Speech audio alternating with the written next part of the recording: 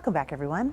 Scientists are looking into a possible connection between your hearing and dementia. Plus, the appetite for social media appears to be changing among some age groups. Those stories and more in tonight's Health Watch. Social media appears to be losing its charm among the younger generations. 48% of teens say online platforms have a mostly negative effect on their peers. This is in a new Pew Research Center survey. That's an increase of 16% compared to 2022.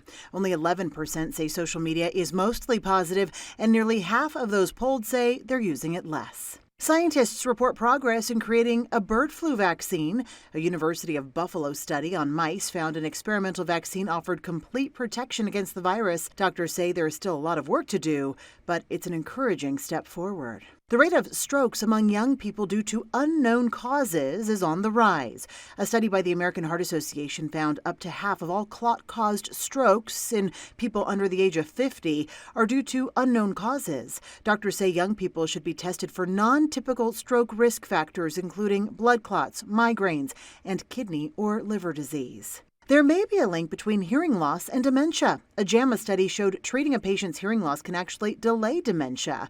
This may be because when hearing loss goes untreated, it can lead to social isolation, which could lead to cognitive decline. Also, struggling to hear could potentially strain the brain, forcing it to work harder. And scientists at Columbia University are finding new signs that risk factors and biomarkers related to Alzheimer's are associated with cognition much earlier in life than previously understood. The study highlights risk factors that can be seen as young as ages 24 to 44. Finally, people affected by tinnitus perceive sounds like buzzing and ringing, even if there's no corresponding external sound. The U.S. Veterans Affairs and Defense Departments recommend using therapeutic sounds, cognitive behavioral therapy, and hearing aids or implants if needed.